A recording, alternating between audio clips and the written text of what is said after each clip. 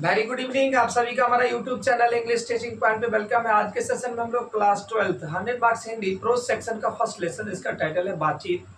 इसका हम लोग सारांश जानेंगे, लेखक बालकृष्ण भट्ट के बारे में जानेंगे। तो आज का जो क्लास है काफी आपके लिए महत्वपूर्ण होने वाला है। आप लोग जानते हैं कि बोर्ड एग्जामिनेशन में फर्स्ट चैप्टर से पर ईयर जो है एक 2 नंबर का जो क्वेश्चन है, 2 मार्क्स का क्वेश्चन है, वो हर साल पूछा जाता है और 2 से 3 ऑब्जेक्टिव पूछा जाता है। तो यदि आप इस क्लास को एंड तक देखते हैं तो आपके लिए 5 मार्क्स कंफर्म हो जाएंगे। ठीक है, तो सबसे पहले हम लोग लेखक के बारे में जान लेते हैं।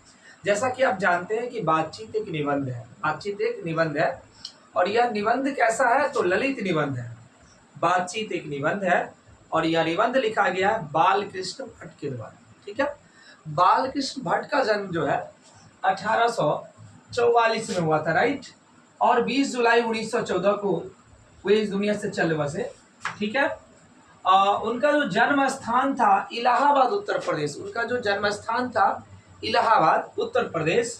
उनके माता का नाम पार्वती देवी और पिता का नाम बेनी प्रसाद भट्ट। याद रखिएगा, थोड़ा सा ये उग्र स्वभाव के व्यक्ति थे जिसके कारण इनको जीवन में कई बार परेशानी का सामना करना पड़ा।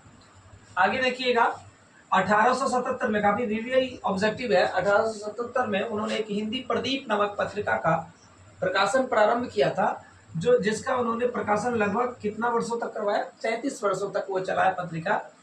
और आगे है, लगभग उन्होंने 1000 निबंध लिखा, लगभग 1000 निबंध लिखा। और कई बार बोर्ड एग्जामिनेशन में ये क्वेश्चन आता है कि किस काल के ये लेखक है, तो आधुनिक काल के, और किस युग के, तो भारतीय हिंदी युग के।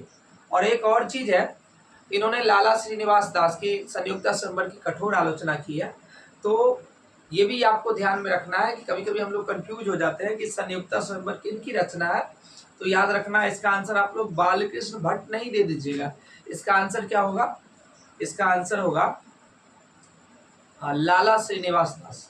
चलिए, तो सबसे पहले आपको हम बातचीत का सारांश बता देते हैं और यदि आप इस क्लास को एंड तक देखते हैं तो आपको सारांश आज के क्लास में याद ही हो जाएगा। बातचीत एक निबंध है और यह निबंध हिंदी के महान लेखक बालकृष्ण भट्ट के द्वारा लिखा गया है। इस निबंध के माध्यम से लेखक ने बातचीत के महत्व पर प्रकाश डाला है तथा दर्शाया है कि मनुष्यों को ईश्वर के द्वारा प्रदान की गई वाक शक्ति वरदान के समान है। यदि हमें बोलने की शक्ति ना होती तो अपने भावों और विचारों को दूसरों के सामने प्रकट नहीं कर पाते और यह सृष्टि गूंगी लगने लगती, तब इस सृष्टि का कोई महत्व नहीं रह जाता, इस गूंगी सृष्टि का महत्व नहीं रह जाता।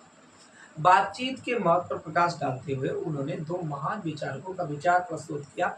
सबसे पहले उन्होंने बेन जॉनसन का विचार प्रस्तुत किया, जिसमें उन्होंने कहा, बेन जॉनसन का मानना था, ये क्वेश्चन में भी आएगा, बेन जॉनसन का मानना था कि बात करने से ही किसी व्यक्ति का साक्षात्कार होता है तथा उसका गुण और दोष प्रकट होता है।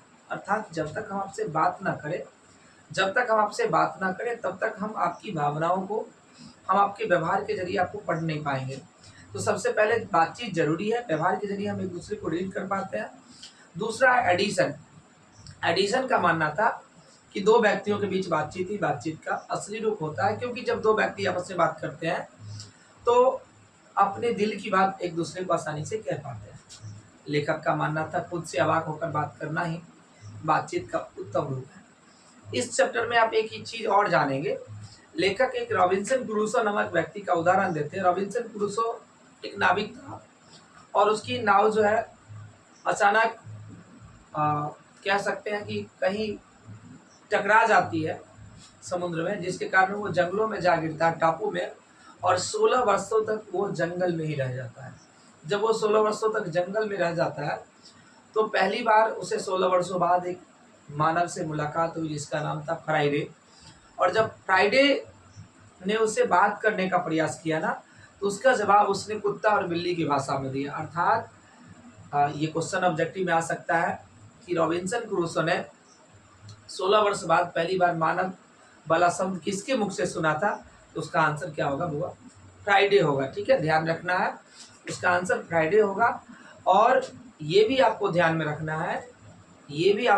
रखना है कि उसका जवाब उसने कुत्ता और बिल्ली की भाषा में दिया था। अर्थात मानव की भाषा शैली का विकास समाज में ही संभव है यदि व्यक्ति जंगलों में रहना शुरू कर दे तो उसका स्वभाव जानवरों के जैसा हो जाएगा। और आप लोग गांव में देखते भी होंगे, यदि आप अच्छा से व्यवहार कर रहे हैं तो ठीक है, अच्छा से व्यवहार नहीं कर रहे हैं तो लोग कहता है डैश कहीं का, अर्थात समझ रहे हैं, डैश अर्थात जानवर कहीं का। आगे लेखक कहते हैं बात करते समय हमें केवल सुनते ही नहीं रहना चाहिए, बोलते ही नहीं रहना चाहिए, बल्कि दूसरे को सुनने का प्रयास भी करना चाहिए।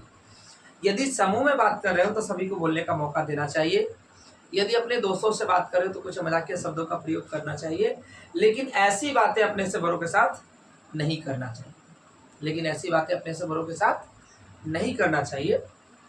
लेखक का मानना था यूरोप के लोगों को बातचीत की उत्तम शैली का ज्ञान है, क्योंकि जब वो मंडलियों में बात करते थे शिष्टाचार पूर्वक बात करते थे। लेकिन मेरा मानना है हमारे जो भारतीय लोग होते हैं वो भी शिष्टाचार पूर्वक बात करते हैं। जब किसी से फोन पे बात करते हैं ना, बगल वाले को सुनाई नहीं देता, तो आप कैसे कह सकते हैं कि हम लोग शिष्टाचार पूर्वक बात नहीं करते? वास्तव में वो तो मैंने एक फोन का उदाहरण दिया, ऐसे भी हमारे लोग वेस्टर्न कंट्री की अपेक्षा बहुत ज़्यादा सिविलाइज्ड होकर बात करते हैं। ठीक है, ऐसे लेखक का अपना उस पर विचार था। आगे जानेंगे। अब थोड़ा सा हम इसका मैंने सारांश आपको शॉर्ट बता दिया। इस वीडियो को यदि आप स्किप करके कह सकते हैं कि आप सारांश लिखेंगे तो पूरा सारांश आप इतने लिख लेंगे तो 1 से 1.5 पेज हो जाएगा। अब चलते हैं, आपको 2-4 क्वेश्चन जो है वो बता देते हैं। पहला क्वेश्चन है, अगर हमें वाक्शक्ति ना होती तो क्या होती? सिंपल सा क्वेश्चन है।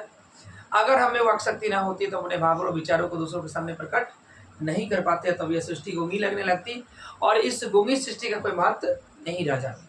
हमारा जो क्वेश्चन नंबर 2 है कि बातचीत के संबंध में बेन जॉनसन और एडिसन का क्या विचार था? तो बातचीत के संबंध में बेन जॉनसन का विचार था कि बात करने से किसी व्यक्ति का गुण और दोष प्रकट होता तथा उसका साक्षात्कार होता, जबकि एडिसन का मानना था दो व्यक्तियों के बीच बातचीत ही बातचीत का असली रूप होता है, क्योंकि जब दो व्यक्ति आपस में बात करते हैं तो अपनी दिल की बातें दूसरों को आसानी से कह पाते हैं। तीसरा जो है क्वेश्चन है आर्ट ऑफ कन्वर्सेशन, बातचीत की कला, जिसका मैंने समरी में आपको आंसर बताया। और चौथा क्वेश्चन है बातचीत का उत्तम तरीका क्या हो सकता है। हम नेक्स्ट क्लास में इसका सारा क्वेश्चन आंसर बताएंगे। आज का थोड़ा सा शॉर्ट वीडियो था, फिर मिलते हैं इसी चैनल पर। तब तक के लिए टेक केयर, अपना ध्यान रखिए, स्वस्थ रहिए, सुरक्षित रहिए। लेकिन जाते जाते उससे पहले एक मैं छोटा सा 4 पंक्ति सुना देता हूँ। कोई मंजिल नहीं जचती, सफर अच्छा नहीं लगता, अब घर लौट भी आऊं तो घर अच्छा नहीं लगता, करूं कुछ भी दुनिया को सब अच्छा ही लगता है, मगर तुम्हारे बिन मुझे कुछ भी अच्छा नहीं लगता। तो थैंक यू सो मच। यदि आपको ये वीडियो पसंद आए तो लाइक और शेयर जरूर कर दीजिएगा। Okay, take care.